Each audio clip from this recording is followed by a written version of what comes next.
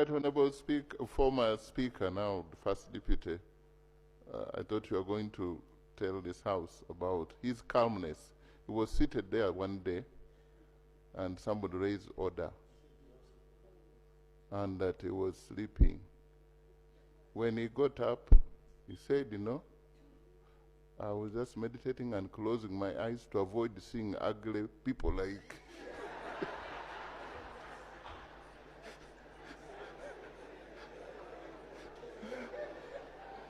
Mwada Nkunyinji.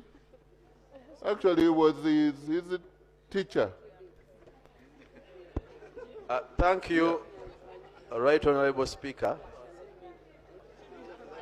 Right Honorable Speaker, I attended Makerere University with General Moses Ali, now the late, from year 1 up to year 4, and I was his. And I'm told you used to copy him. No. Actually, I was his chairperson in the Faculty of Law Muslim Union, and he was a very active member. I was also his chairperson at the Law Development Center, Muslim Union. What I can say about General Ali, he was a practicing Muslim. At one time, I asked him, why are you at school at this advanced age? He said, I want to die an educated man. How I wish all generals and soldiers take a leave to always act after study and learning lessons. General Ali, may the Almighty Allah accept your good deeds and pardon your. Rastafarian. Rastafari, who God bless no man curse. God bless. And I want to take note that we've had this before here, and I've not seen one death that has brought former members of parliament as we are here. So, Rastafarian. Rastafari, who God bless no man curse. God bless. Right Honorable Speaker, thank you for the opportunity. I raised to pay tribute as well and second the motion for paying the tribute to the late. Around 1976 or thereabout, Moses Ali was in my place in the Bumbo, Bugisu region, southern. As a children, we had grown up with one of his brothers or relative or whatever called Aliga. Little do we know that Aliga was equally state operative then. That's when I saw a young soldier, very beautiful, of average build, very smart, and handsome as well, by the way you are, Right Honorable Speaker. And those were the early contacts which I had. We as the people of Bumbo, we have the Nubian community, and my constituency in the Bulo East equal as well, pay tribute, especially to the family. But very lastly, my father is 86 years. That indicates that the late is my father.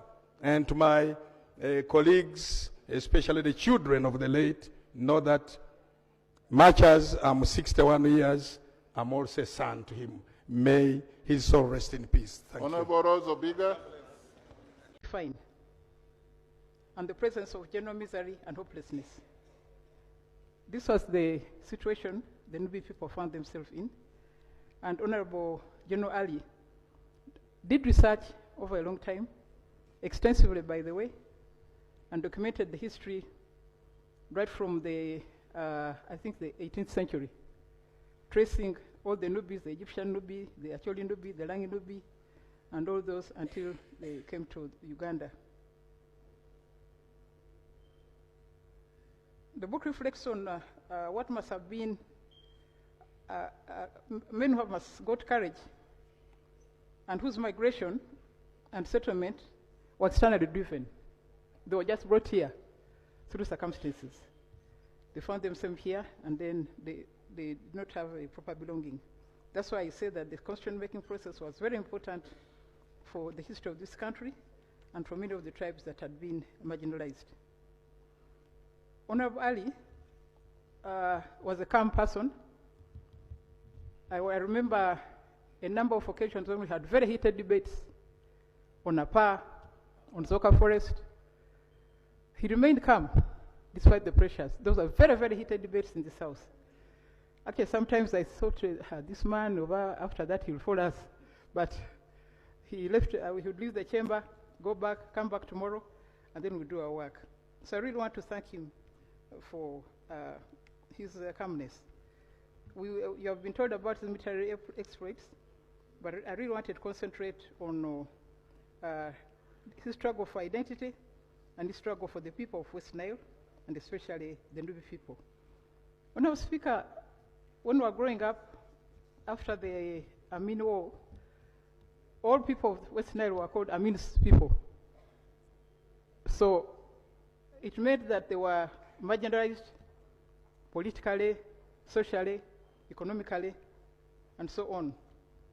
I remember a lot of them lost their property. It has never been returned. I have a family that is still checking on me. They still come to me to find out, is it possible to unfreeze our accounts? Is it possible to get back our buses? And I write the Minister of Finance, nobody answers. I think nobody has a solution. But I think, Honourable Speaker, we have done a lot to restore what the Indians lost. These people also lost. You have been told that I was shown my children, some of them are my children, who were born in Zaire, born in Sudan. All of this belonged somewhere. Their parents lost property. They came back to nothing. They've never recovered. So I think this time we did something for this community. So I want to really thank General Ali. By the way, he taught us, whatever time I reached cabinet, he was always there. He was always there, never late. And as the VP has said, he would leave at a certain time, but leave with decorum. So I think he really teaches us discipline and punctuality. I really want to thank you for his contribution to Uganda, and I really pray that the wrongs against the people of Nile should be corrected. Thank you very much, Mr. Speaker. Thank you. No, it's just topic. Let's go this side. You can't take because now these people are lining on this side. Why didn't we go the other side? Let's go the other side. This side. So how do you take the people from the back here? Where is that? Good. So good. Namaya. Namaya.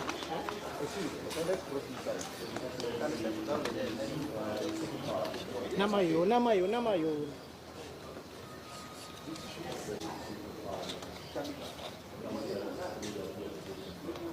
Boss.